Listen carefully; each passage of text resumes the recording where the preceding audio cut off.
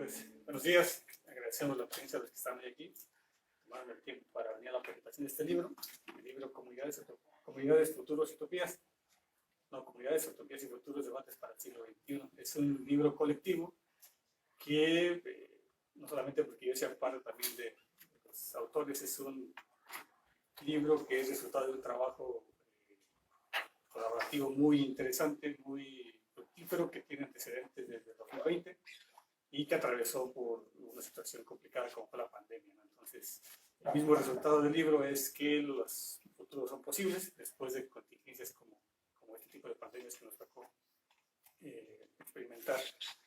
Yo no voy a profundizar en la obra, para eso están aquí el editor y los comentaristas, entonces vamos a dar paso directamente a sus impresiones. De entrada vamos a ceder la palabra al editor, a José Eduardo Sara Fernández, para que nos muestre creo que es mejor que inicie para que usted nos dé un panorama de cómo se planea la obra, cómo al final fue el trabajo editorial y todo esto, ¿no? Una síntesis muy breve del doctor Zárate. Él es licenciado en Antropología por la Universidad Autónoma Metropolitana, es maestro en Antropología Social por el Colegio de Michoacán y doctor en Ciencias Sociales por el CIESAS Occidente. Sus áreas de interés son antropología política, etnicidad, globalización y cambio cultural. En la actualidad es profesor investigador del Centro de Estudios Antropológicos del Colegio de Michoacán. Y bueno, sin más, pues, toda la palabra. Pues muchas gracias por la invitación, muchas gracias a ustedes por estar aquí presentes, a los comentaristas que van a hacer el favor de comentar el libro. Yo quisiera decir que este libro, como ya lo señaló Atahualpa, pues es producto de la colaboración, y además de la colaboración, pues es producto en gran medida de la amistad, de redes de amistad, de gente que nos conocemos y que trabajamos sobre temas similares, sobre problemas similares, y que en el marco de la pandemia justamente empezamos a reunirnos por estos medios electrónicos, y empezamos a planear un seminario interno para discutir estos temas de las comunidades y los futuros, sobre todo, y las utopías relacionadas con los futuros. Y de ahí surgió la idea, en plena pandemia, en el 2020, de hacer una reunión grande, convocar a otros especialistas, a gente que había trabajado sobre los temas, ampliar un poco más este grupo, y de ahí se originó el libro. Yo quiero decirles que una de las cuestiones más importantes, hay varias que ojalá tenga oportunidad de presentar al final, pero uno de los temas más importantes del libro, como lo señaló Atahualpa, es pensar y problematizar el tema de los futuros. Las utopías son uno de las posibilidades de ver el futuro, de pensar el futuro, y qué es lo que hace que las personas, teniendo imaginarios, sueños, proyectos, deseos de transformar la realidad presente para esperar un mejor futuro, pues se organicen, realicen acciones, realicen actividades tendientes a transformar sus condiciones de vida, digamos, hacia el futuro, ¿no? Entonces, consideramos que frente a las visiones predominantes, sobre todo en los últimos años, que tienden mucho hacia centrarse en lo real, en lo que existe, y no ver que las posibilidades, más que ser solamente eso, posibilidades, también son motivaciones para, como digo, organizarse o actuar en función de proyectos que se quieren realizar. Hay, digamos, varias perspectivas en el trabajo. Hay algunos trabajos que son más de corte histórico, varios son de corte histórico. Hay otros que problematizan más estos temas de las utopías, de los movimientos sociales. Hay otros que revisan cómo se han manifestado los proyectos utópicos en diferentes lugares, digamos, en diferentes sitios, ¿no? Y lo que yo quiero mencionar es que, por ejemplo, en la parte histórica, es muy interesante ver cómo estos proyectos a futuro dieron resultados, pues, como es de esperarse, inciertos, o a veces hasta contradictorios, o a veces sí generan nuevas esperanzas, nuevas motivaciones, nuevas formas de organizarse. Entonces, esa es una posibilidad de investigación muy importante que está presente en el libro y que es un tema a discutir, ¿no? Es decir, ver la cuestión histórica en términos de lo que en su momento pensaban los actores que querían que fuera su realidad, ¿no? Y bueno, lo que resultó, ¿no? Hay varios estudios de esos, ¿no? Y luego hay también otros serie de estudios más de carácter sociológico o antropológico, de estudios con corte etnográfico, que tienen un sustento etnográfico y que ven las diferentes expresiones, digamos, de estos ideales del futuro. Entonces, a lo largo de toda la obra, me parece que hay varios ejes que la articulan, ¿no? Independientemente de la diversidad de los autores, de los enfoques, de las escuelas de pensamiento que están ahí reflejadas. Uno es el papel de lo que se puede considerar es los imaginarios, o lo que tiene que ver con, digamos, los sueños, o las cosas que la gente espera, digamos, ¿no? Realizar los proyectos. Ese es un eje que está presente en la mayor parte de los trabajos. Otro eje también tiene que ver con cierto compromiso, me parece, que existe entre los autores de este libro en considerar que la etnografía o el trabajo de investigación no solamente tiene un propósito académico en sí mismo y concluye en lo académico, sino mostrar que puede existir una correlación, digamos, con los sujetos con los que se está realizando investigación y asumir una posición crítica, pero éticamente, digamos, comprometida con producir otras narrativas académicas que no buscan tanto ser neutrales, sino decir, bueno, hay que rescatar estos proyectos, hay que volver a repensarlos, hay que ver la cara positiva que todavía tienen estos movimientos o estas acciones de los sujetos para poder comprenderlos en toda su cabalidad. Entonces, me parece que lo que tenemos pues es una diversidad de trabajos de diferente corte, con diferentes contenidos, pero que todos están preocupados justamente por el cómo se piensan las comunidades, digamos, en movimiento, porque las comunidades no son algo que existe en sí mismos, sino que se van transformando.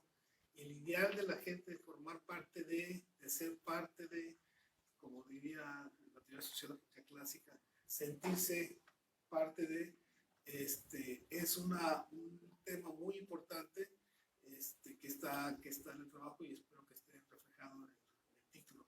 Por cierto, este título, cuando estábamos discutiendo si le cambiábamos el título del seminario al libro, Rogelio fue el que propuso ese debates para el futuro, debates para el siglo XXI, ¿no?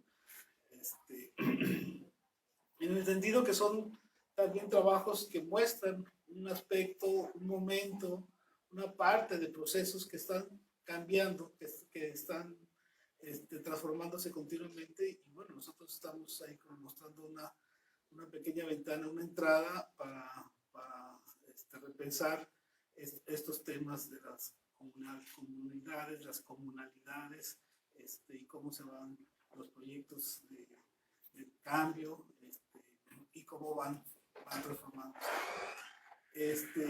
Finalmente quisiera decir que a partir de este seminario y de este libro, pues conformamos una red que tiene este título, un grupo de trabajo, que seguimos haciendo otras propuestas. Ya hemos sacado, además del libro, dos dossiers en diferentes revistas, uno sobre mesianismos, y otros que están en proceso, y hemos seguido retroalimentándonos también, como sabemos que es pues siempre parcial y completo lo que podemos producir, pues hemos seguido leyendo cuestiones teóricas y debates que hay en la actualidad, muchos debates que hay en la actualidad sobre el tema del futuro en la antropología, en la historia, ciencias sociales. Entonces esto fue el primer paso y continúa, digamos, de manera bastante activa hasta la actualidad. Bueno, yo les dejaré aquí. Muchas gracias. Gracias. Gracias por este panorama que nos mostró. Y este interés por estudiar comunidades, pues nosotros mismos vamos conformando una comunidad entre varios años. Ahora vamos a dar paso a los comentarios de Alexandra Hernández Borja. Ella es originaria de Tijuana, es licenciada en Antropología Histórica por la Universidad Veracruzana, es maestra en Historia por la Universidad Iberoamericana y doctora en Estudios Culturales por el Colegio de la Frontera Norte. Los temas de interés son el patrimonio cultural, la memoria y las identidades colectivas. Actualmente es docente en el CUT Universidad en Tijuana e imparte materias y asesora tesis de licenciatura de Cine y Producción Audiovisual, así como de Comunicación y Publicidad. Además, es docente de asignatura en la Facultad de Economía y Relaciones Internacionales y en la Facultad de Humanidades y Ciencias Sociales, aquí de la Universidad Autónoma de Baja California. En 2022 participó en el Congreso Internacional de Nuevas Categorías sobre Patrimonio Cultural de la UNESCO, organizado por el Instituto Nacional de Antropología e Historia, y ahí presentó un trabajo sobre la zona arqueológica de la Fundación Misional de San Miguel Arcángel de la Frontera. Y pues tiene algunas otras publicaciones y ahora pues damos paso a sus comentarios. Pues buenos días. Primero quisiera agradecer la invitación para acompañarlos el día de hoy. También para mí fue una experiencia de lectura bastante ilustrativa, ya que los temas de pues, utopía, comunidades, futuros se salen un poco de mis áreas de estudio, pero el libro me parece que está organizado y redactado de una manera bastante clara y amigable, que puede resultar también ilustrativo para quienes no están familiarizados o que no manejan a profundidad estos conceptos. Entonces, bueno, quisiera comenzar mi participación con la siguiente cita. Ninguna comunidad se sostiene o se reproduce sin un proyecto de vida colectivo común. Una de las manifestaciones más claras en la vida ordinaria de las personas es la esperanza, sin duda una fuerza impulsora de transformaciones y que, más allá de la experiencia de vida, exige que se crea en ella y se tenga fe en su realización en este mundo. Comunidades, utopías y futuros, debates para el siglo XXI, recopila casos de estudio en donde se analizan y describen situaciones donde la incertidumbre frente a proyectos hegemónicos es confrontada por actores colectivos mediante la acción imaginada, planeada y puesta en marcha. En este libro, comunidad y utopía son abordados desde distintas conceptualizaciones, metodologías y realidades que invitan a reflexionar sobre los efectos que han tenido ciertas propuestas impulsadas para transformar las condiciones de vida presentes y cómo dichos proyectos permiten a los sujetos colectivos, mediante la acción, conjugar su presente, su pasado y su futuro. Siguiendo algunos de los planteamientos teóricos recorridos en este libro, por utópico no se le puede calificar a cualquier proyecto. Hay una serie de características presentes en la mayoría de los apartados del libro que podemos identificar. La denuncia de una situación o condiciones de vida colectiva que se desean cambiar, el análisis de los mecanismos que impiden los cambios y el análisis de aquellos elementos que permitirán su construcción efectiva y por lo tanto su conservación. Un primer eje en este libro que pude localizar es el de las utopías de los pueblos indígenas. Claudio Palma presenta un caso chileno que nos invita a imaginar la modificación de los aparatos jurídico-políticos que reproducen, cito, prácticas y comportamientos por lo general considerados normales, naturales o neutrales, que reproducen un sistema de exclusión de comunidades indígenas. Describe cómo a través de documentos legales históricos se puede apreciar la acción de agencia y resistencia huilliche, que al tiempo que da cuenta de sus agravios, también evidencian su capacidad de adaptación y negociación frente a las instituciones hegemónicas. No es lo mismo, cito, un indígena castigado y avasallado por los engaños de los colonos, relegado por la institucionalidad estatal, que un sujeto huilliche agenciado y en constante quehacer, que a pesar de las circunstancias que le son impuestas con violencia y agravios. Con este caso, se señala la insuficiencia del reconocimiento de los derechos de las minorías étnicas, que suele quedarse en reglamentos que dependen más de una voluntad de gobiernos en turno y proyectos políticos que interpretan la ley según sus intereses. En el caso de utopías concretas, Atahualpa Chávez presenta a Cheranquerí, la construcción de la comunidad indígena entre los purépechas, en donde podemos ver cómo la amenaza a recursos naturales y el conflicto son la condición de posibilidad para redactar sobre papel el presente que se quiere vivir y poner en marcha proyectos de vida relacionados con la naturaleza, el diálogo y la seguridad que delinean un buen vivir y que reivindican una forma de ser purépecha, caracterizada por la unión, la solidaridad, el respeto y la responsabilidad. Claudia Pureco también nos presenta un caso purépecha y su reclamo a la autonomía, ligado a la reivindicación étnica y patrimonial en la comunidad de Santa Clara del Cobre. El relato del conflicto sucedido en el 2010 con el sacerdote parroquial y su intromisión en la organización de la vida sociocultural de la comunidad narra la división de barrios, abuso de poder, violencia, búsqueda de soluciones legales y nuevas organizaciones sociales que dieron como resultado el replanteamiento de una identidad mestiza a una identidad purépecha para fortalecer el proyecto comunitario de autonomía. Por su parte, Alicia Barbas nos plantea que el reclamo a la autonomía de los pueblos indígenas no tiene que ver únicamente con el autogobierno, sino también con la capacidad de decidir sobre planes de estudios educativos o resolver problemas sin la intervención del Estado ante situaciones extraordinarias. Tal es el caso que nos describe de cómo se sobrellevó de manera exitosa la pandemia en Santiago Comaltepec, municipio chinanteco ubicado en Oaxaca, en donde la planeación y ejecución de un aislamiento autoimpuesto, consciente del bienestar colectivo, propició que los habitantes llevaran una dinámica de recuperación de saberes, responsabilidades compartidas, reciprocidad y convivencia respetuosa con el medio ambiente y la colectividad.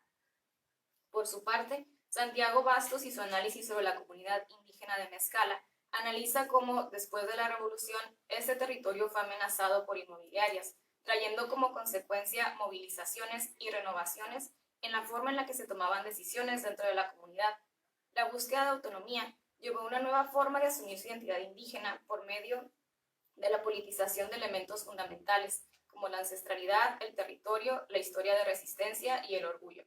Este apartado sugiere que las revitalizaciones étnicas como proyecto utópico suceden cuando, en calidad de campesinos con derechos otorgados por el Estado mexicano, los sujetos colectivos no logran resolver los problemas territoriales de manera favorable.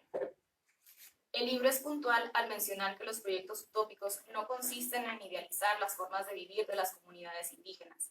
Las defensas por el territorio también son espacios de fricción y agendas diversas que pueden existir entre los miembros de una misma comunidad.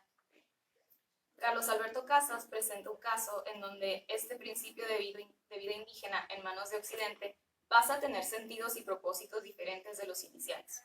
En un contexto donde se fomentan los emprendimientos empresariales y el desarrollo productivo de poblaciones indígenas, la publicación de convocatorias para apoyos económicos tiene un efecto directo en la configuración de prácticas sociales y, por lo tanto, del desarrollo de proyectos utópicos. Tal es el caso de la revitalización del ritual Xochitcali en Cuetzala, Veracruz, el cual tuvo dos escenarios, uno local que revitalizó prácticas que comenzaban a desaparecer y otro que desembocó en la creación de un festival donde el ritual quedó más como un performance dentro de otra serie de actividades incorporadas en una lógica de mercado. También en este apartado nos señala los conflictos que pueden surgir con la declaratoria y gestión de áreas naturales protegidas, pues estas pueden traer cambios drásticos a cómo se vive en estos espacios. Sumado a ello, las cuestiones legales, financieras y administrativas también son otras problemáticas que suceden una vez que los proyectos utópicos de protección del territorio se ponen en marcha. Por su parte, Javier Serrano describe el reasentamiento de quechuas e aymaras en el valle inferior del Río Negro, que forman parte de una migración diversa que intenta construir una comunidad como proyecto compartido, independientemente de la configuración étnica. Para ello, los migrantes asumen compromisos con respecto a la organización de las celebraciones en las fiestas de la Virgen de Ucupiña. De esta manera, se exhibe el interés y el compromiso de pertenecer a un proyecto de comunidad, en donde los rituales religiosos son procesos de identificación personal y colectiva que contribuyen a la construcción y al futuro de la comunidad emergente. De las Carrizo presenta dos casos de lo que denomina como modelos de esperanza del buen vivir. La fundación de la Ecualdea Inlaquesh, una comunidad altermundista que forma parte de una red mundial de comunidades ambientalistas. Aunque el autor pretende enfocarse en las prácticas de los sujetos y no en los sujetos mismos, es un reto no pasar por alto que los miembros de Inlaquesh está conformada por personas extranjeras al estado de Chiapas, de clase media, con estudios universitarios y de posgrado, practicantes de budismo y otras filosofías orientales que atrae a un público similar, extranjeros con inclinaciones biopolíticas al anarquismo, espiritualidad, ecofeminismo y ecologismo. Su segundo análisis es la comunidad cooperativa autónoma indígena Tzotzil, San Isidro de la Libertad, en Chiapas. Es una comunidad que se formó por desacuerdos en temas diversos durante asambleas comunitarias. Aquí, en este apartado, utopía se toma como un proceso narrativo para revalorizar conceptos, prácticas en el presente y para el futuro. El autor menciona que lo que hace comparables ambos escenarios es que representan comunidades que tienen una guía, que es el presente, una fuente, que es el pasado, y una proyección, que es el futuro, que no tiene que ver con la etnicidad, sino con la forma de vida en tanto vivencia. Argumenta que ambas comunidades comparten conceptos centrales, como el despertar de la conciencia, celebración de la vida, vivir autónomamente, tener buena alimentación y vivir una vida digna y libre. Asimismo, ambas comunidades utilizan prácticas que tienen relación con narrativas globales, los derechos humanos, la libertad, la igualdad y la soberanía alimentaria. El libro presenta además que existen proyectos utópicos que, interrumpidos o aún en proceso, se insertan en las lógicas económicas dominantes, con objetivos o resultados comunitarios. Octavio Montes señala que las cooperativas surgen ante la necesidad de trabajadores de las fábricas en las ciudades industriales de principios del siglo XIX, para conseguir alimentos a menor precio que en las tiendas de comerciantes burgueses. Surgen entonces las sociedades cooperativas, que se propusieron vender alimentos, ropa, brindar casas para mejorar las condiciones de la vida doméstica y social, poner a disposición tierras de cultivo para quienes contaban con un salario suficiente. El consumo como identidad en proyectos utópicos se ilustra en el caso de la cooperativa La Equitativa de Palamos, en donde fabricaron sus propias monedas para uso exclusivo en la tienda. De esta manera, las cooperativas presentan un modelo alterno de cohesión social y participación ciudadana. Nubia Cortés presenta un caso de apropiación de proyectos turísticos nacionales e internacionales por parte de la población de Zapotitlán Salinas, en Puebla. La autora argumenta que esta apropiación ha promovido el fomento por el rescate de las historias familiares, la recuperación de conocimientos ancestrales para la elaboración de diversos productos que se ponen a la venta y la organización comunitaria para promover rutas turísticas. Este y otros proyectos son la mezcla de 1. El deseo individual de los habitantes de la localidad de mejorar sus condiciones actuales de vida, y 2. El discurso narrativo presentado por los promotores del proyecto en cuestión, basado en experiencias exitosas de algún lugar del mundo. Por su parte, José Martínez nos presenta la agencia que tienen las personas afectadas ante tragedias naturales, que se transforman en proyectos colectivos para mejorar las condiciones presentes y futuras, organizaciones locales para la reconstrucción, la movilización para cubrir necesidades básicas inmediatas, la organización comunitaria para recibir recursos y capacitación del Estado para la operación, mantenimiento y administración de agua potable, recolección de cadáveres y la creación de cooperativas y patronatos que gestionan proyectos sostenibles una vez que se retirará la ayuda internacional. Estas acciones de organización demuestran el compromiso de la sociedad para un propósito colectivo de vivir bien de nuevo. Para finalizar mi intervención, quisiera reconocer y felicitar las propuestas metodológicas y conceptuales de las investigaciones presentadas en el libro, porque ponen en evidencia los intentos por construir mundos mejores desde diversos campos de acción. Tengo la esperanza de que visibilizar estas experiencias y analizar la realidad en una clave utópica puede ser una fuente de inspiración para pensarnos como una comunidad en donde la cooperación y la reciprocidad sean el eje de acción central. Y así, plantearnos en nuestros propios contextos cuáles son aquellas cosas que queremos denunciar, concientizar, qué diferencias debemos reconocer e integrar. Y de esta forma también poner en marcha alternativas de cambio para vivir mejor.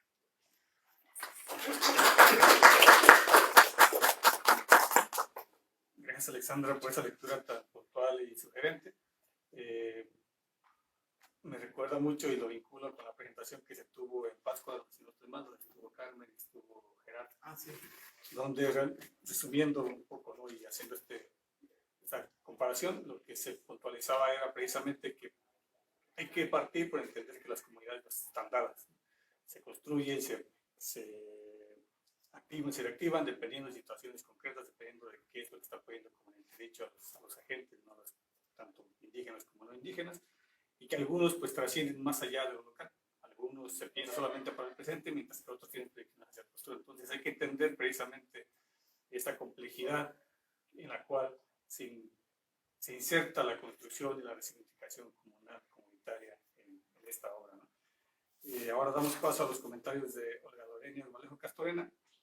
Lorenia es doctora en Ciencias Antropológicas por la UNAM, en Iztapalapa, maestra en Geografía Humana por el Colegio de Michoacán y licenciada en Historia por la Universidad Autónoma de Baja California. Desde 2008 ha impartido clases a nivel de licenciatura y posgrado. Actualmente se desempeña como investigadora en el Instituto de Investigaciones Culturales Museo de la UABC, donde coordina la maestría en estudios socioculturales. Asimismo es docente en la Facultad de Ciencias Humanas de la misma universidad y realiza los proyectos de investigación, acción afirmativa, participación y autoafirmación de la juventud étnica en Baja California y una articulación entre el museo y el contexto de diversidades y desigualdades socioculturales en Baja California. Entre sus publicaciones más recientes se encuentran Defensa y reorganización socioespacial de los fraccionamientos de interés social de la periferia de Tijuana, en la revista Correos Urbanos de 2022, y en coautoría con Gabriel Fierro Nuño, el trabajo Actores Sociales en el Espacio Misional de Santa Gertrudis, Baja California, en el libro Tendencias en la Historiografía de Baja California del siglo XXI. Y pues sin más, tienes la palabra. Muchas gracias, Atahualpa, y gracias también por la invitación. Me da gusto estar acá compartiendo mesa con la colega y los colegas. Y voy a iniciar comentando que cuando Rogelio me contó que estaba trabajando en un seminario sobre comunidades y que en ese seminario, pues uno de quienes lo dirigía era Eduardo Zárate, me quedé sorprendida por el tema de comunidades. Y a propósito de eso voy a iniciar con una cita. Que una cita, por supuesto, que extraída con toda la intención del texto completo donde se encuentra. Es necesario entonces volver a la idea de comunidad política local, que parte del reconocimiento de las diferencias internas, para mostrarse o presentarse hacia el exterior como una totalidad homogénea y sobre todo organizada. Es entonces también cuando sus instituciones y rasgos culturales conformados históricamente adquieren su aparente naturalidad, para finalmente convertirse en el discurso en los pilares o fundamentos de la comunidad. La comunidad como forma de organización sigue siendo un ideal y como tal imposible de existir en la realidad. Eduardo Zárate, 2005. La comunidad imposible, alcances y paradojas del moderno comunalismo. En ese momento, en el 2005, que yo leí este texto, dado de manos del doctor Zárate en el Colegio de Michoacán, y yo tratando de trabajar comunidad, dije, no voy a trabajar comunidad, la comunidad no existe. Algunos años después, a raíz del comentario de Rogelio, de qué estaban haciendo y cómo estaban organizando el trabajo, pues supe de algunas de las cuestiones que se discutían, siendo este libro, como trabajo colaborativo y discutido, pues un resultado de esto. Entonces, particularmente el tema de la comunidad y la discusión dentro de todos los casos que se presentan, pues me interesaba como de manera particular, vuelvo a decir. Y con el tema del título, que ya lo comentaba el doctor Zárate, pensé como en varias posibilidades, ¿no? Porque primero leí Comunidades, Utopías y Futuros Debates para el siglo XXI. Y luego dije, bueno, hubiera podido también ser si uno de las discusiones son las utopías y los futuros, utopías y futuros, comunidades a debate para el siglo XXI, etcétera. No fui pensando una serie de posibilidades. En realidad, prácticamente en todos los textos que se presentan en el libro, de los cuales Alexandra fue dando un análisis puntual, se tratan los tres temas, ¿no? Comunidades, utopías y futuros. Y yo me preguntaba por qué volver a pensar en comunidad y pensarlo entonces en este siglo. Además, también considerando que poner en el título siglo XXI pareciera como algún acontecimiento y ya casi que nos olvidamos de cuándo sucedió el inicio del siglo XXI, ¿no? Entonces, hacia ahí también fue mi indagación. El texto advierte que la comunidad, que la utopía no se ve de una manera estática, ¿no? Dice, ¿por qué abordar un porvenir donde se establece la utopía y hace coordenada en una geografía imaginada? La utopía vive y habita en el tiempo por venir, donde todo será mejor.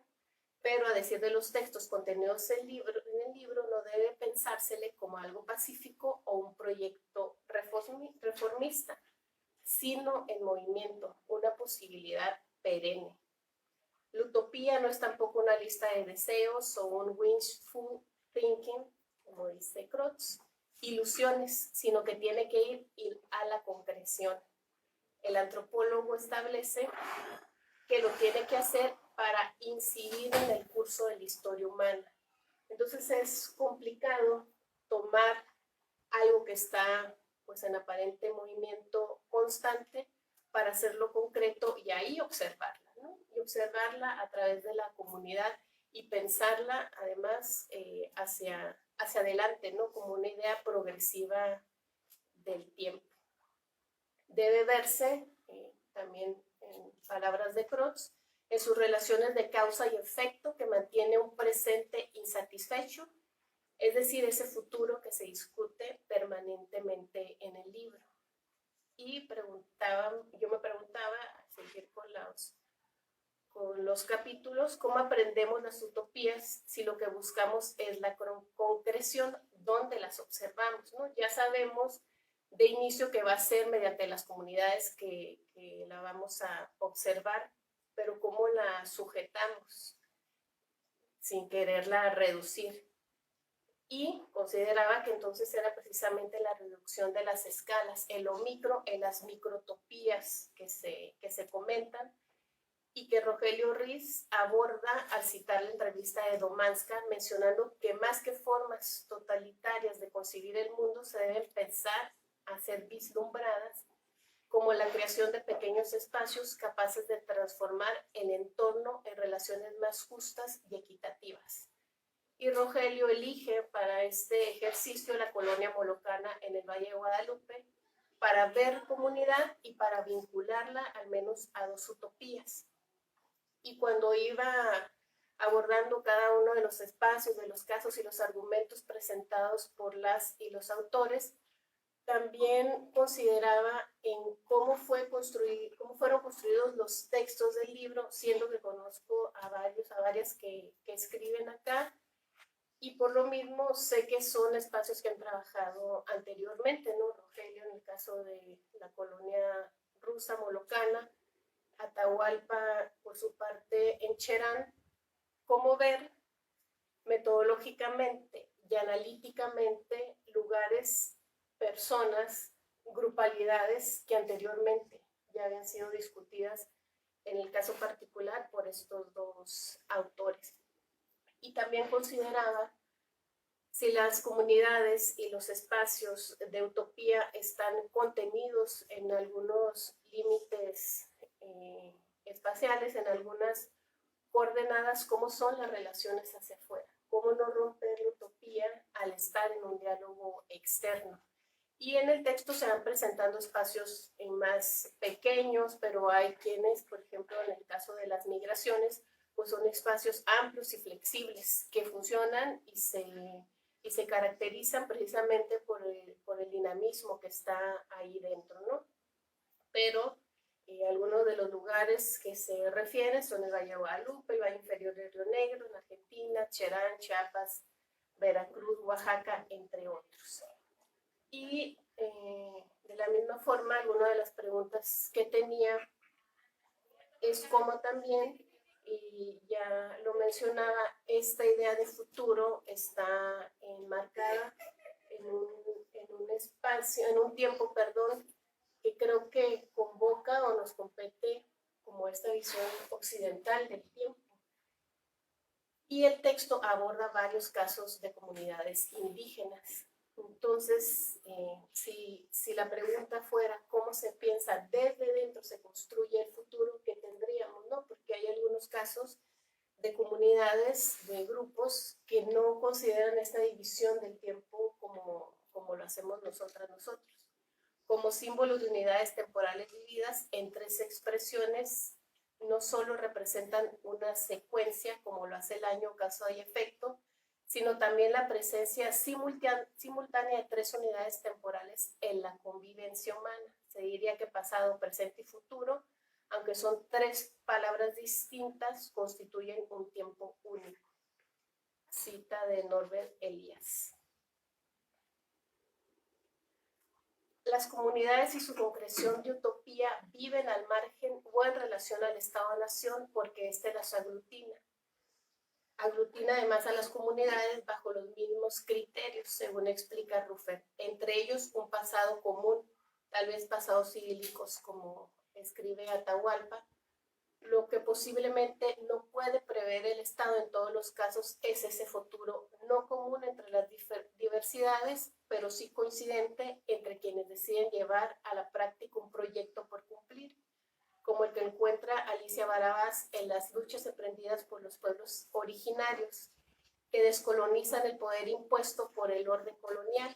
Otros ejemplos a lo largo de la obra serían el caso de los purépechas en Cherán, los huichiles agenciados de la provincia de Valdivia, la institucionalidad estatal de los huincas, los nahuas en Veracruz, etc. Y además de la lectura, agradecí particularmente el texto de Barabás, posicionada desde el poscolonialismo, para atender este diálogo con el estatal, que finalmente pues, es uno de los criterios para establecer comunidades en lo indígena. Y entre las demás preguntas que me van surgiendo y a las que ya he hecho alusiones, ¿qué convoca a la comunidad? Un desastre natural, un pasado colonial, un proyecto en común, pero también cuáles son los límites de construirla como sujeto epistémico. ¿Cómo no despojar a la comunidad de la propia sustancia de la comunidad? No porque se tenga una forma inequívoca o unos actores particulares, sino porque entonces el cuestionamiento sería, ¿todo puede ser comunidad? Y consideraba el caso que ya comentó Alexandra de Inca Kesh y la autora que realiza una comparación entre esta comunidad de la Ecualdea y las comunidades indígenas, como es la de San Isidro de la Libertad, comunidad autónoma indígena Tzotzil. ¿Cómo podemos sostener, argumentar, discutir que en el caso de la descripción que ya hizo Alexandre, que también me llamó la atención y la voy a repetir, a una comunidad autónoma indígena Tzotzil en Chiapas con una ecualdea típica en el sentido de estar conformada por personas extranjeras en el estado de Chiapas, clase media, más blancas que morenas, con estudios universitarios y de posgrado, interesadas en prácticas sexuales y amorosas no heteronormativas, practicantes de budismo y otras filosofías orientales, y con una red social que se expande a distintas geografías del mundo. Voy a repetir también, Comunidad Autónoma Indígena Tzotzil en Chiapas.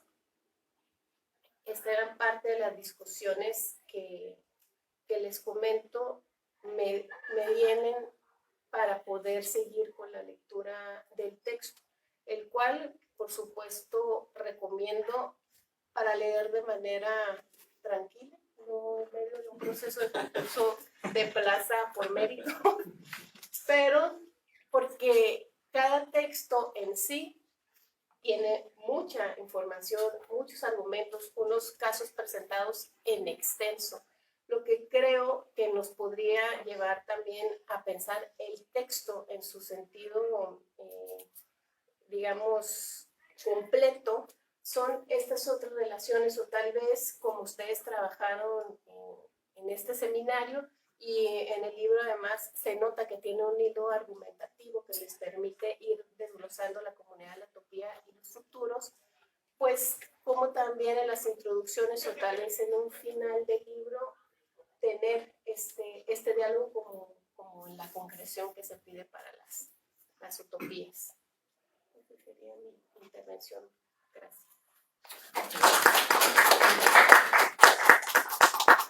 Gracias, Lorena. Yo me quedo sobre todo con estas preguntas que nos lanzas, ¿no? ¿Dónde las observamos realmente en la concreción de las utopías, en este caso comunitarias? ¿Qué convoca a la comunidad? ¿Cuáles son los límites? Yo también agregaría los alcances de la construcción epistémica de las comunidades. Y sobre todo esto, todo puede ser comunidad. Eso sí nos da para pensar pues muy ampliamente, ¿no? Entonces, yo sugeriría que ahora lo que viene es la presentación de la mesa, pues, pretendiéramos dar como cierta respuesta a estas preguntas, ¿no? Para ver cómo nosotros desde el libro las observamos y buscamos reflejarlas ahí en la obra, ¿no? Y pues para eso vamos ahora a escuchar a Rogelio Álvarez Ruiz Ríos. Bueno, Para que dé respuestas. Sí. después también nosotros, ¿no? Nada de eso. Bueno, primero que nada quiero Bueno. agradecer. Ajá. Rogelio es licenciado en Historia por la Universidad Autónoma de Baja California, es doctor en Historia por el Colegio de Michoacán y sus principales áreas de investigación son la historia social y cultural, a partir de las cuales desarrolla, entre otras temáticas, procesos migratorios, colonización, poblamiento y desarrollo económico del norte de México, así como configuración de imaginarios sociales y representaciones sociales e identidades.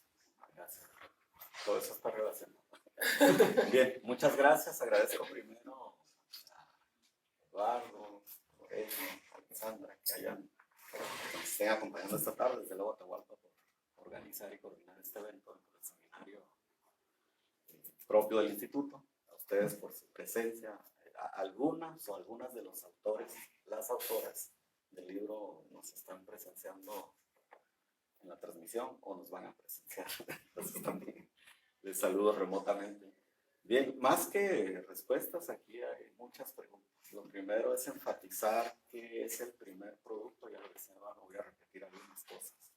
Es el primer producto de un seminario que se constituyó a su vez como grupo de trabajo de la Asociación Latinoamericana de Antropología, donde participamos sobre todo gente de historia, de antropología, y bueno, es decir, universos completos, con distintas miradas, posturas, posiciones, pero aglutinados efectivamente por esos tres conceptos y nociones que dan título al libro: comunidades, futuros y utopías, que son transversales, están atadas y tratamos de desanudarlas también.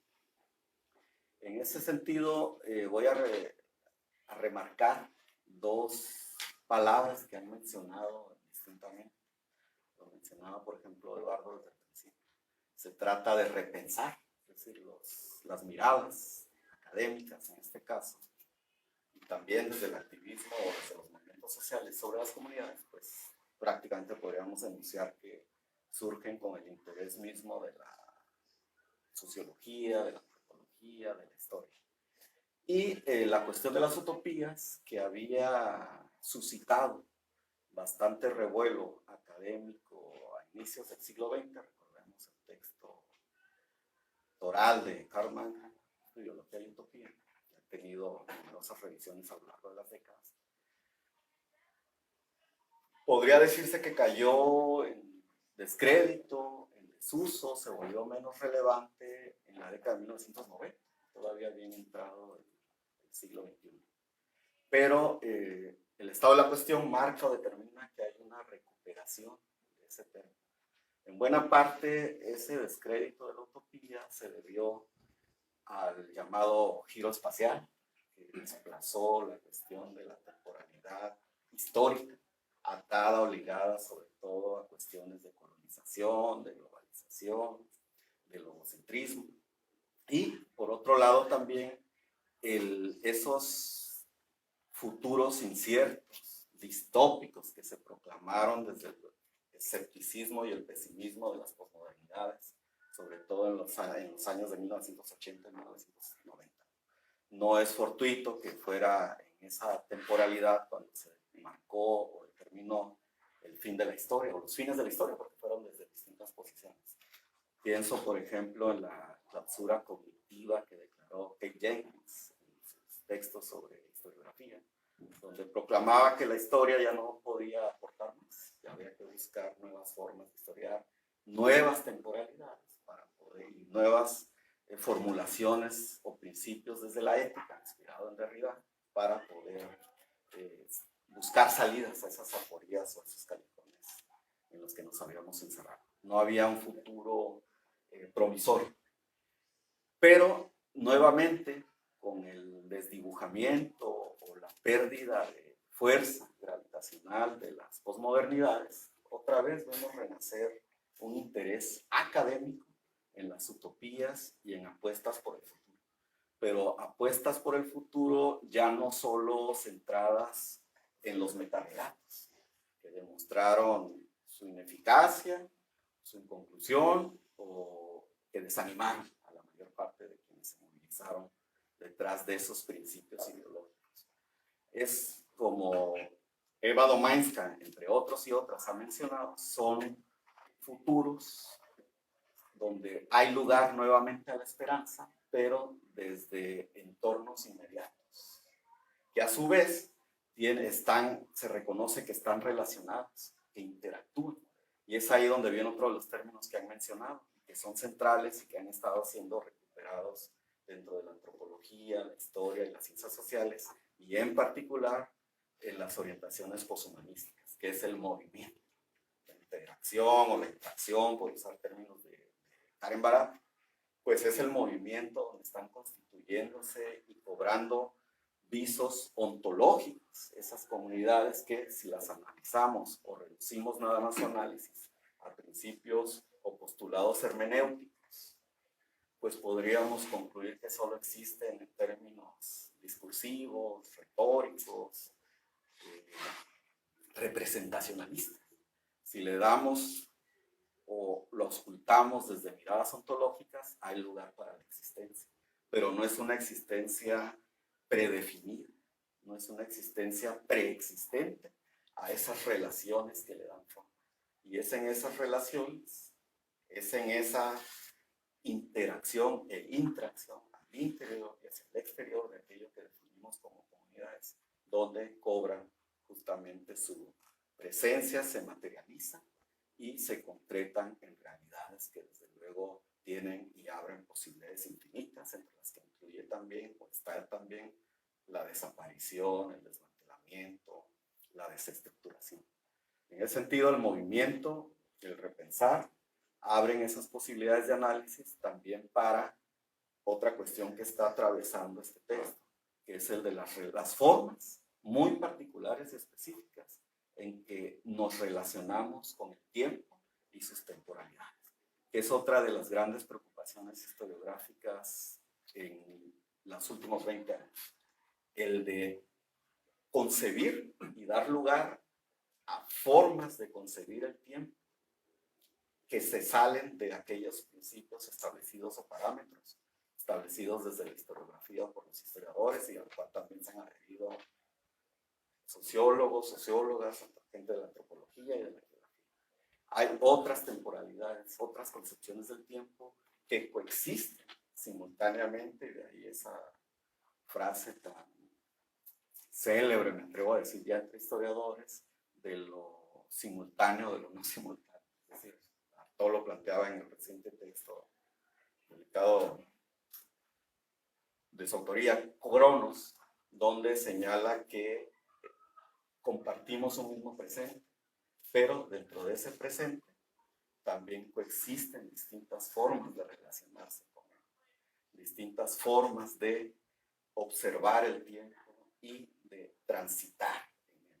Así tenemos que, por ejemplo, y bueno, eso está establecido desde los trabajos, por ejemplo, de Marshall Sahlins, de sociedades donde hacia adelante no hay necesariamente un futuro tal como lo concebimos desde la ilustración, sino que puede haber un pasado. O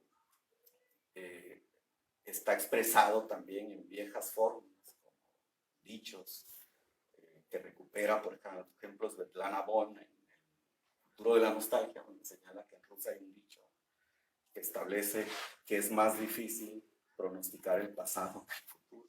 Es decir, hay distintas formas que caben dentro de esas temporalidades que compartimos y que no necesariamente las compartimos de la misma forma. La metáfora que usa todo, de que el hecho de tener el mismo modelo de celular, de teléfono celular, no significa que vivamos el presente de la misma manera, ni que nos transitemos y nos inmiscuyamos con él de una manera homogénea.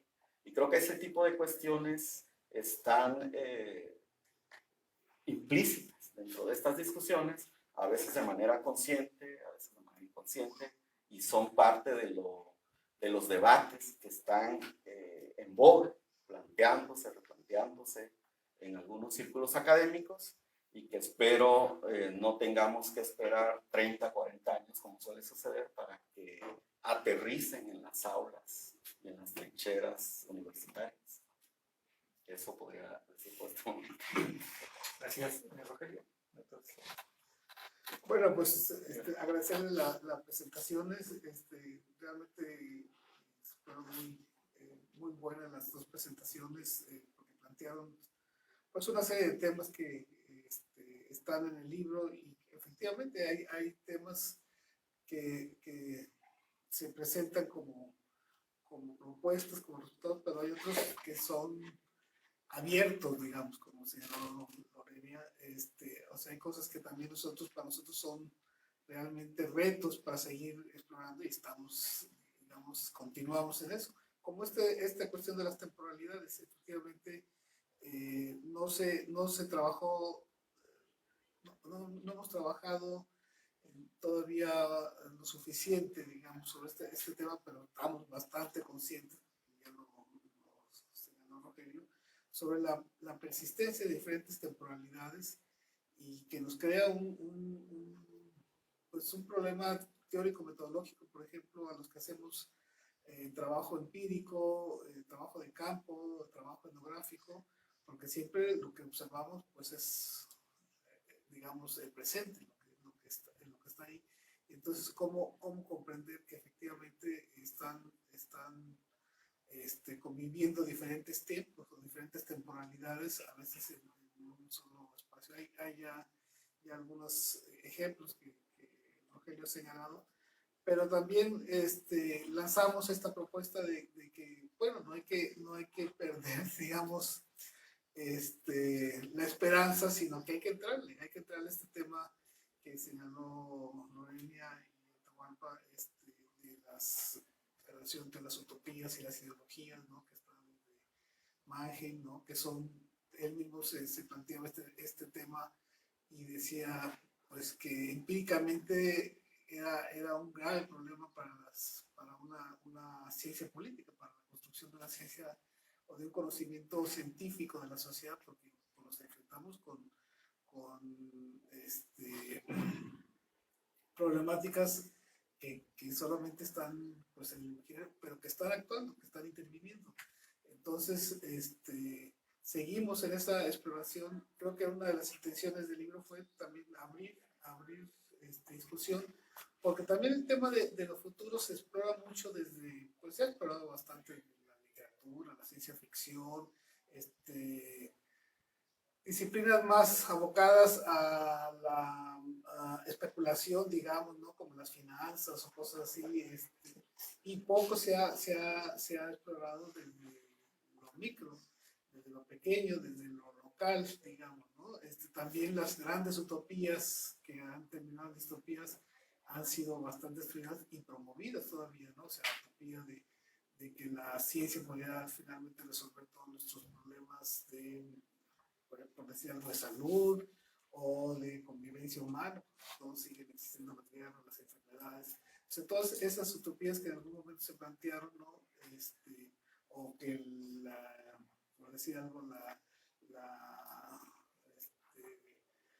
el petróleo, la economía basada en la explotación de hidrocarburos también iba a resolver nuestros problemas de desarrollo, como se plantea aquí en México un tiempo. Pues han mostrado después ser fracasos y distopías, pero todos esos planteamientos como que fueron dejando de lado esta otra problemática que es lo local, lo pequeño, donde consideramos, y en el libro hacemos varias propuestas, de que sí pueden realizarse utopías muy limitadas, muy acotadas, muy pequeñas, digamos, muy limitadas, temporalmente también bastante limitadas, a veces son momentos solamente, o periodos de tiempo muy cortos, en espacios muy cortos, pero se puede llevar a cabo, y eso pues sí lo podemos observar, sí lo podemos observar, sí lo podemos registrar, y es lo que tratamos de hacer, pero son discusiones que todavía están abiertas, y ojalá que realmente genere más discusión o más preguntas para seguir, digamos, produciendo conocimiento y dialogando, discutiendo sobre estos temas que están bastante lejos de ser resueltos. Y esta es una propuesta de volver a estos temas, ¿no? De volver hacia lo local, hacia lo micro, hacia casos muy específicos donde podemos observar, pues en algunos casos de corte histórico, los resultados, como el caso de los Molocanes, ¿no? Que fue de esta utopía migratoria y hacer una comunidad aquí en estas tierras baja californianas, hacer una comunidad con una base religiosa, y bueno, que no resultó, pero el intento estuvo, se hizo y se llevaron a cabo muchísimas acciones al respecto, pero hay otros casos, y entonces eso nos lleva a generar nuevas preguntas, ¿no? Nuevas preguntas sobre esta relación fundamental entre la temporalidad y en un espacio, porque el término utopía curiosamente hace referencia a tiempo y a espacio, ¿no? Entonces nos lleva a repensar estas problemáticas y sobre todo metodológicamente cómo poder aprenderlas. Porque, bueno, una crítica que aparece seguido es que cómo evitar el hacer trabajos que idealicen, digamos, ¿no? O que tengan un corte teleológico, es decir, como que hacia como debería ser y no lo que es realmente, ¿no? O sea, cómo evitar caer en eso. Y ahí hay una discusión muy, muy importante y un reto para nuestro trabajo empírico, porque también dejar de considerar los proyectos, la esperanza, los sueños de las personas, pues también es un recorte arbitrario que nos lleva hacia una producción científica o académica, pues también con ciertos sesgos, con ciertas limitaciones, ¿no? Entonces, pues está abierta la discusión. Ojalá que los motive ustedes a leerlos y a discutirlos, sobre todo, ¿no? A cuestionar los textos que están ahí, porque de esa manera se sigue avanzando. Y bueno, de nuevo agradecerles mucho a nuestras presentadoras su participación, creo que han sido muy, muy buenas las dos presentaciones, han dado cuenta muy bien de los problemas y los temas que se tratan en el libro. Para no sacarle solamente lanzar ahí en esto de cómo observar, cómo aprender, sobre todo las utopías, pues yo directamente señalo en el texto igual, que es a través de la práctica. Puede haber muchas comunidades utópicas construidas desde el discurso, sobre todo en el caso que estudio allí en Michoacán, en la región Purépecha, pero en la práctica se diluyen. Entonces, una forma de aprenderlos es a través de las prácticas y cómo ellos buscan ser o lograr ser como ellos mismos se construyen a través del tiempo. Y ahí va pues, ligado directamente con esa acción de la permanencia. En el caso de Cherán yo elegí porque es la utopía comunal aquí en la región Purépecha que ha permanecido por más tiempo, aunque relativamente es un tiempo corto, del 2014 a la actualidad, 2011, perdón. Pero ellos están dando pasos para lograr lo que ellos se propusieron, sobre todo en un proyecto de 30 años, que es el plan de desarrollo, que es como donde se refleja al final la utopía escrita. Entonces ellos han dado pasos para materializar eso que está escrito ahí. Entonces desde ahí yo parto para aprender las utopías, pues es a través de las prácticas, ¿no? Por eso de que muchos se diluyen. Y también, en este mismo sentido, hacer como esta aclaración y dejar más argumentos de que no todo puede ser utópico. No todo lo que se plantea en Michoacán en las comunidades indígenas es utopía, porque no todos tienen los mismos argumentos para construirse como tal, ¿no? En el caso de Cherán es un movimiento, es una consecuencia que tiene antecedentes por lo menos hasta inicios del siglo XX, ¿no? Con estas políticas forestales, con la presencia de los partidos políticos, con la injerencia del crimen organizado, se conjugan varios elementos que le dan mayor fundamento y que le dan una mayor necesidad para construirse ellos hacia el futuro, no solamente pensando en cómo solucionar el movimiento 2011, sino qué hacer después, ya que solucionemos esto, cómo nos vemos de aquí a 30, 40 años, ¿no? ¿Qué pasa con las otras comunidades que no logran ese tipo de proyección? Que ellos, aunque tienen ejemplos como Cherán, que tienen ejemplos como Nurillo, que tienen ejemplos como Santa Fe de la Laguna, las circunstancias que los llevaron a construirse en tal dado cual momento son otras. Es, por ejemplo, algún conflicto entre grupos políticos de la comunidad que no logra unir a todos, ¿no? Hay afectaciones territoriales, pero no son las mismas como en Cherán, porque no llegó el crimen organizado. Entonces las consecuencias, las causas son distintas y por lo tanto la construcción de comunidades es un poco menos efectiva pensamos hacia el futuro. Entonces, eso lo traigo solamente a la mesa para ejemplificar esto de que yo las utopías comunitarias las identifico materializadas en las prácticas que van implementándose entre los habitantes de ellas, ¿no? No sé si las comentaristas quisieran agregar algo más o... Yo sí quiero agregar algo más. Que yo creo que algo que también se agradece del libro es que los textos están construidos como con mucha discusión. A veces cuando uno hace un libro así compilado, pues alguien te manda un texto y listo, no cumple con el título, pero en realidad todos los textos que están acá discuten, proponen, se cuestionan dentro de los mismos textos, no dan por hecho que lo que están diciendo es, y no hay un cuestionamiento que hacérseles, sino que van a eso, ¿no? A las discusiones. Incluso se menciona en algunos casos de cómo el propio seminario les aportó para poder realizar un acercamiento como el que se han planteado. Y eso sí es importante en estos tiempos de premuras y de indicadores, ¿no? Que hayan considerado eso para quienes les leemos. Nada más una pequeña curiosidad sobre los orígenes de este seminario de donde sale el libro, las inquietudes personales que tuvieron para poner en marcha este proyecto.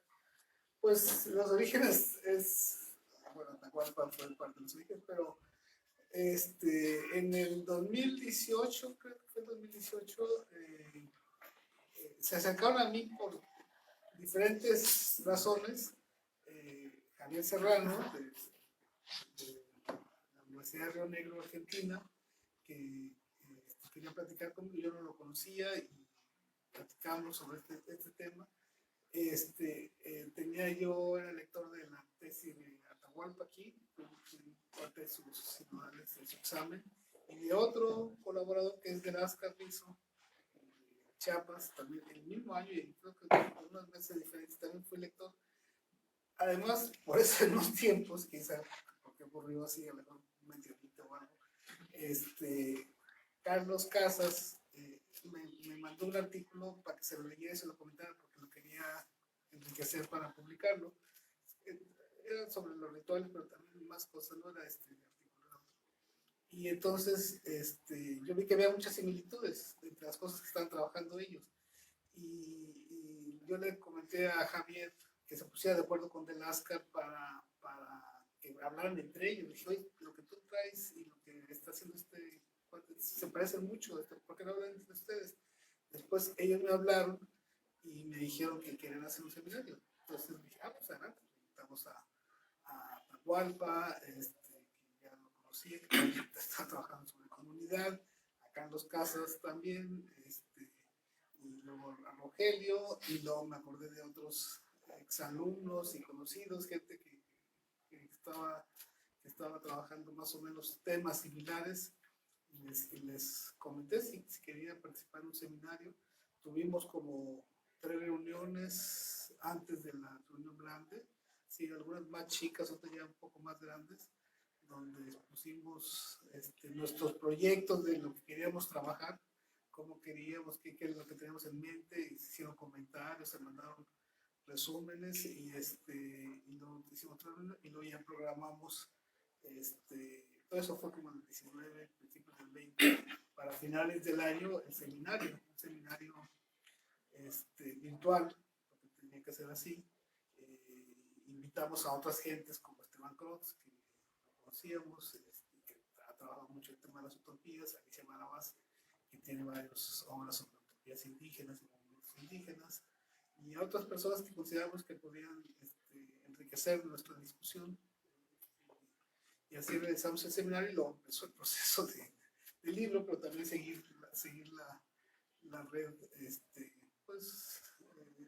ya como en otro nivel, como dijo Rogelio, nos conformamos con un grupo de trabajo y ya más con formalizado, digamos, ¿no? Pero sí son relaciones así, personales, de amistad, sobre todo, sí, de confianza, amistad entre nosotros, leernos y comentarnos. Sí, así fue.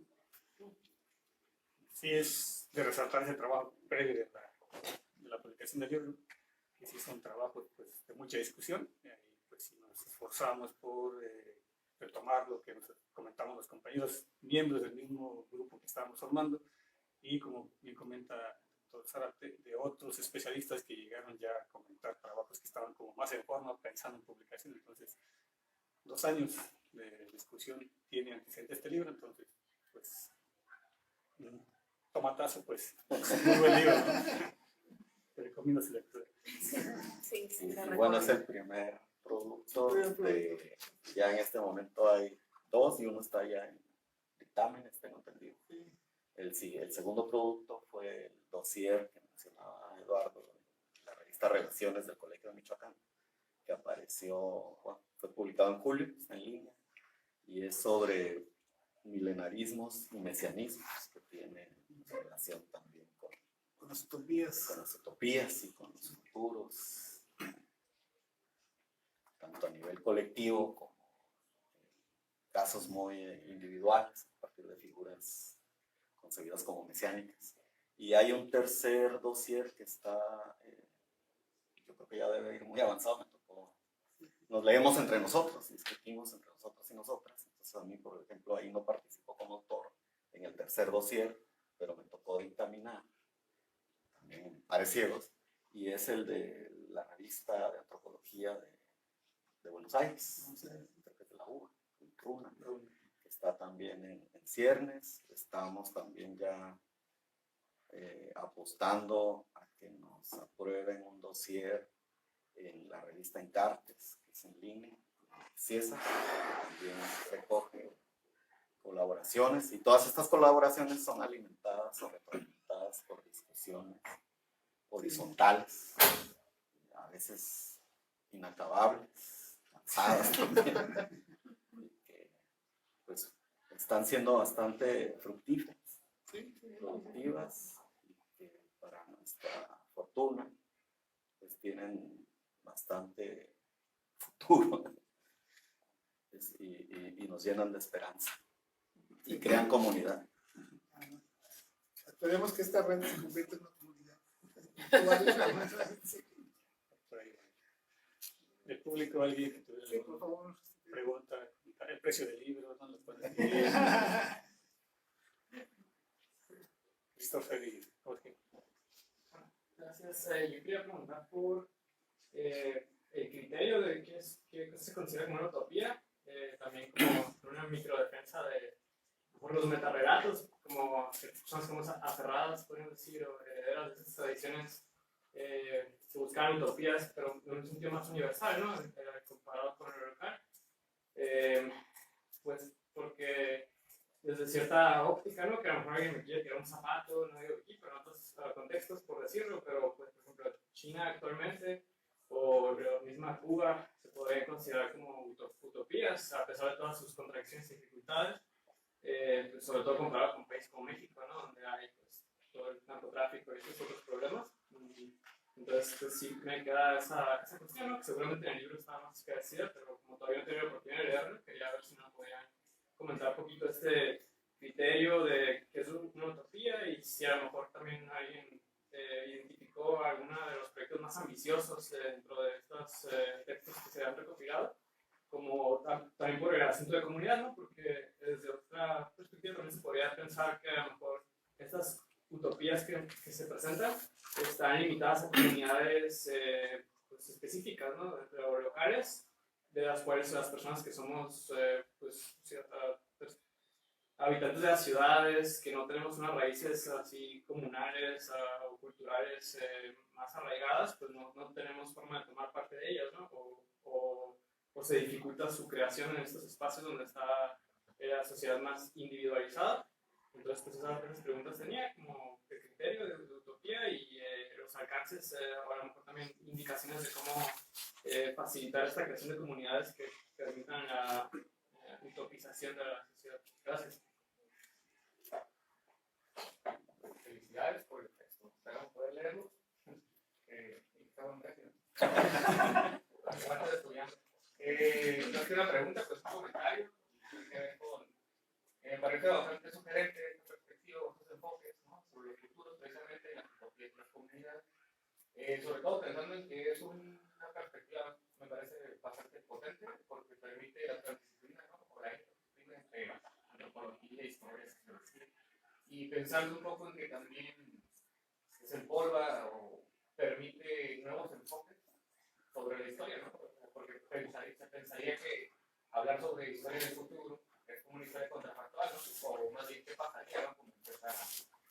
Y esta perspectiva del futuro en la historia pues permite también estudiar no nada más las comunidades, no nada más las historias recientes o historias de tiempo presente, sino también historias de más larga data, con esta intención de ver en esos procesos de las propias comunidades cómo han asumido su futuro, ¿no? Si bien creo que también como desde una perspectiva para estudiar las propias instituciones también tiene bastantes potencialidad, ¿no? Esa otra perspectiva, ¿no? Y en ese sentido, a lo mejor yo creo que, bueno, pues habría que leer el texto para responder sus preguntas, pero creo que el texto del doctor Rogelio, que es como más o menos en esa idea, ¿no? Como esta perspectiva del futuro en esa comunidad, ¿no? ¿Cómo metodológicamente se puede desarrollar o aplicar, ¿no? Digo, igual, pues en el texto hay cada texto en su propio espíritu, ¿verdad? Digámoslo así, pues imagino que desarrolla su propio enfoque, pero en general, ¿cómo es que se puede aplicar esta en historias no del presente o no hacia el futuro, sino precisamente ancladas en un pasado? No sé si me explico. Bueno, espero que el comentario haya sido desagradable. Qué utópico. ¿Alguien más? Pasa en la mesa. Bueno, voy a tratar de dar una breve respuesta o buen comentario a los comentarios. Bueno, habría que pensar primero semánticamente que la utopía originalmente, tal como fue planteada en el texto famoso de Moore, es un no lugar, no existe, pero que comprende anhelos, deseos, sueños, podríamos decir ahora. Y es una cuestión en ese texto de donde se origina o detona esta noción, implica un lugar que no existe, pero que está situado justo en las antípodas, está siendo redactado, vislumbrado. Un lugar utópico sería entonces un lugar que no existe, pero que es susceptible de existir. Posteriores autores, ya del siglo XX, Baxter, entre otros, plantean una diferencia que no queda muy clara, pero tratan de distinguirla entre utopía y quimera. La quimera sería algo que es imposible que exista, por las propias condiciones que exige ese tipo de anhelos. Podría ser algo incluso hasta monstruoso, pero que cae en puede ser hasta delirante. En cambio, lo utópico es algo que es susceptible de existir. Según Peter Burke, Reinhard Koselleck, la utopía pasó en el siglo XVII de ser concebido como algo sola y exclusivamente intemporal, pero dentro de una temporalidad móvil, es decir, inerte.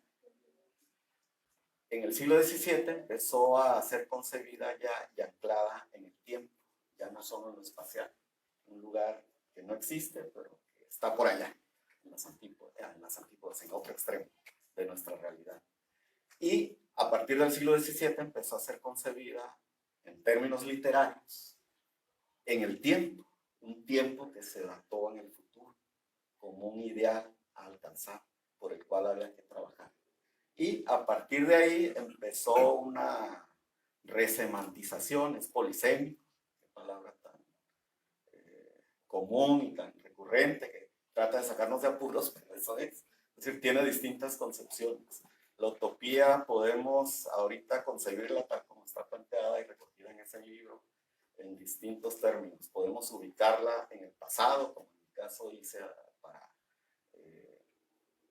postular este anhelo comunitario de los y las molocanes, o puede ser concebido en el mismo presente, como el estudio de Lascar en el caso de esta comunidad, que bueno, ahí faltaría un término bastante ampuloso, que es el de neonómadas, estas migraciones generalmente de norte a sur que buscan y gentrifican espacios donde desplazan o encarecen la vida de comunidades locales, pero para completar ahí sus anhelos, obviamente apoyados y parapetados en una infraestructura como es un pasaporte de la Comunidad Europea, de Japón, de las potencias, que les franquea el acceso fronterizo a través de fronteras y que es distinto al de otros desplazamientos migratorios como los que conocemos de sur hacia norte.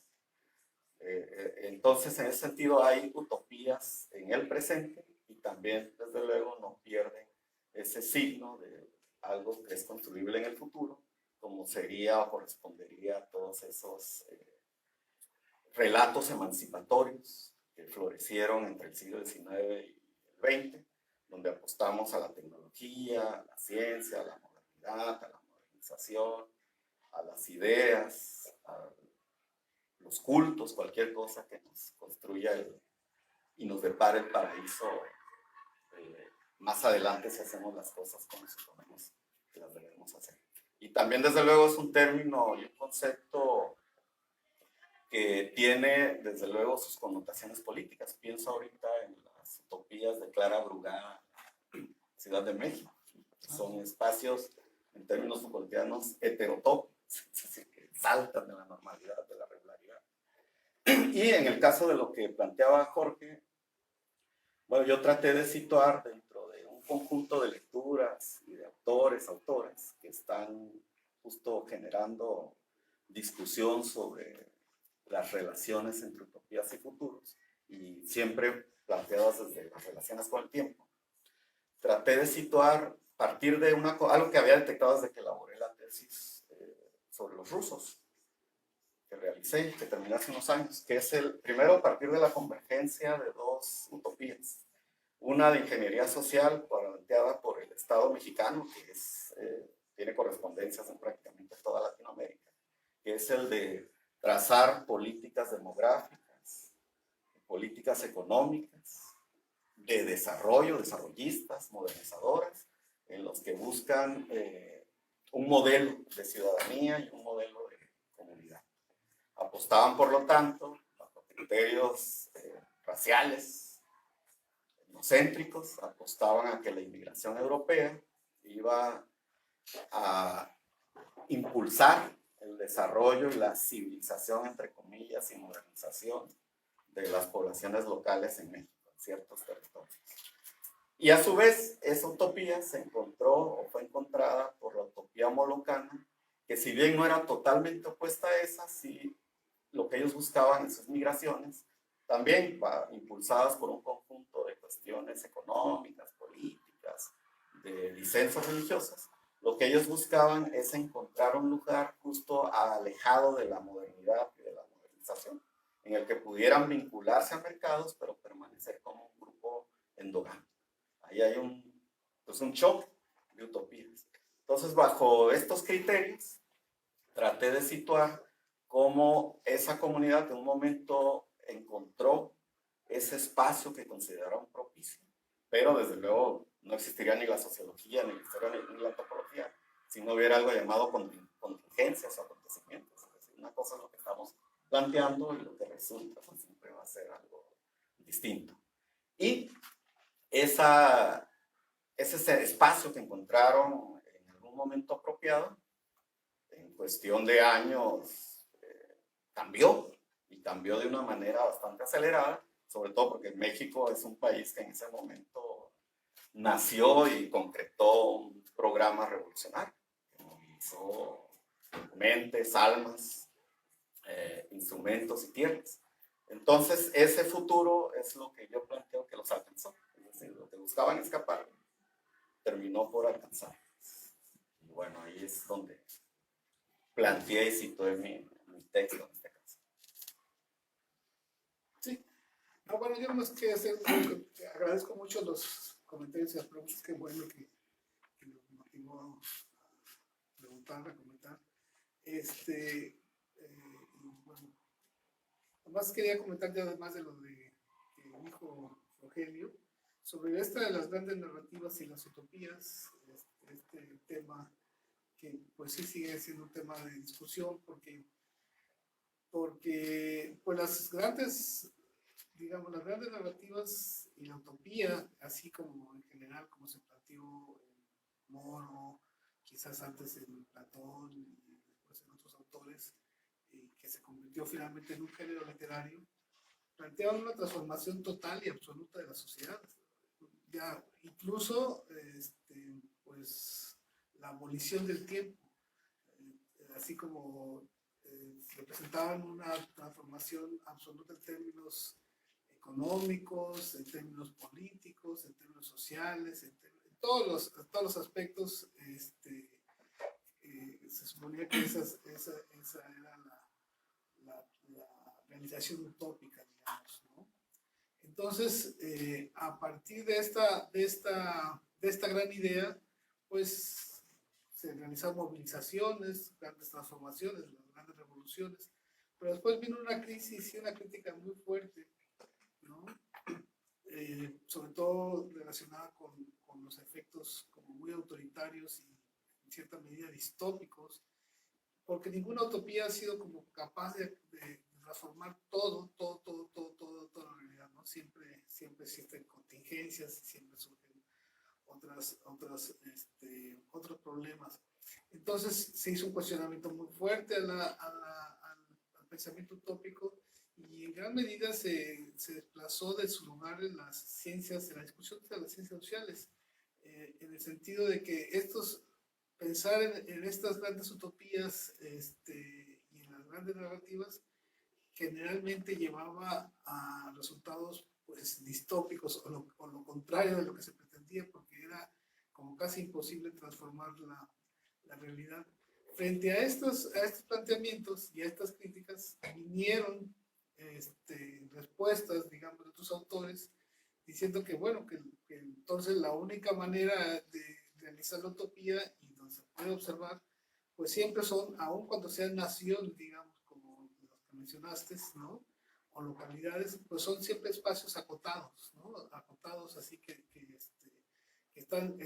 están muy, muy limitados y y ahí sí, de alguna manera, en el entendido de que la transformación total y radical de una sociedad pues es imposible, ¿no? Entonces se pueden transformar ciertos aspectos, se pueden transformar ciertas desigualdades, se puede acabar con ciertas cosas, pero otros van a seguir permanentes, otros van a mantenerse. Entonces se empezaron a hablar de pues, utopías realistas, microutopías, o sea, otra serie de términos para poder pensar en esta cuestión del acotamiento de la utopía en espacios muy delimitados.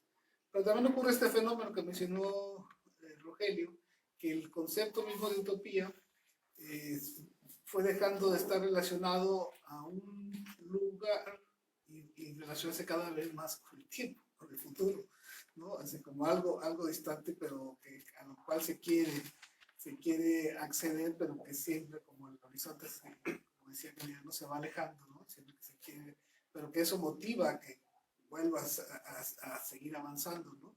Entonces, ese cambio, digamos, está bastante presente, digamos, en las sociedades contemporáneas y en la discusión contemporánea.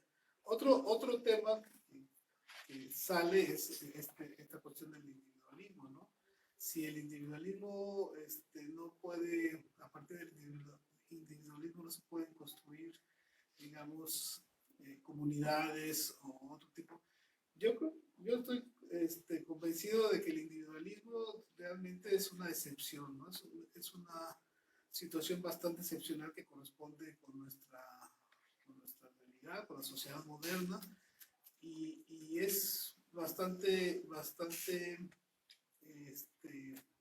como complicado pensar en sociedades totalmente individualistas, ¿no? Siempre hay como una cierta mezcla y cierta búsqueda los individualismos para pues, buscar asociaciones o conformar grupalidades, incluso llegar hasta crear comunidades, ¿no? Hay como y también pensando en que estas comunidades pues siempre son también efímeras, de muy corta temporalidad, y siempre se refieren a una temática específica, ¿no? Porque como ninguna utopía puede abarcar todo, siempre es relacionada con algo en particular, ¿no? Entonces ha habido pues, manifiestos, comunidades de artistas, por ejemplo, que son extremadamente individualistas, ¿no? Porque son creadores individuales así como en absoluto, y luego se conforman a veces como grupos, como comunidades que lanzan algún manifiesto sobre su grupalidad, pues luego se disuelven y tal y tal, tal, ¿no? Pero siempre hay este intento, ¿no? Entonces, el individuo como tal, como que siempre está incompleto, ¿no? Y siempre busca, al menos a un nivel muy, muy elemental, quizás familia, parientes, amigos, conformar ciertas grupalidades, ¿no? Pero también como las utopías son siempre búsquedas, intentos que pues a veces no se llegan a concretar o de manera bastante corta, digamos. Bueno, en serio. Digo, yo ahí coincidiendo con eso que mencionaba al inicio del doctor Zárate, las utopías serían, bueno, pues en caso particular, aquellos procesos, aquellas esperanzas, aquellos anhelos, aquellos ideales que cuando buscan materializarse son disruptivos, son revolucionarios, que buscan trascender una realidad, pues una realidad que está perjudicando a un grupo, a un sector, y que lo que se busca es trascender a una realidad pues, mejor, ¿no? En este caso, y dirigiendo el comentario a lo que preguntaba Christopher, en el ámbito indígena y en Michoacán y sobre todo a partir del siglo XXI, pues una utopía o un modelo de utopía efectiva pues es Cherán. Se ha planteado, en cierto momento se planteó que Cherán era una opción para todo México y que se tendría que cheranizar México. Aunque pues la historia nos ha evidenciado que el buscar replicar modelos, en este caso comunitarios, en espacios, varios espacios en los cuales no cabe, pues termina fracasando, ¿no? El caso más evidente es no sé si directamente utopismo comunitario del indigenismo, pero que cuando se buscó aplicar sobre todo esta parte del norte, del gran norte de México, pues fracasó, porque aquí no cabía, ¿no? Entonces, esto de tiranizar México, pues también creo que no va, pero es un claro ejemplo de una utopía efectiva que se está materializando, que está en construcción, y sobre todo la resalto también porque trascendió en el tiempo, lo que mencionaba también Rogelio, a la hora de construir este proyecto de comunidad a partir de 2011, en Cherán fue muy efectivo el uso del pasado. Hubo una vuelta al pasado y se implicaron los referentes del pasado que fueran más efectivos para solucionar las condiciones del presente en el 2011. Entonces fue efectivo traer del pasado algo para solucionar lo que estaba pasando en 2011 y de ahí también fue efectivo para proyectarse hacia el futuro. Entonces, por eso yo consideraría que Cherán se puede presentar como un proyecto utópico que es pues efectivo en cierto sentido en cuanto a los resultados que está obteniendo y sobre todo a su permanencia hasta la actualidad.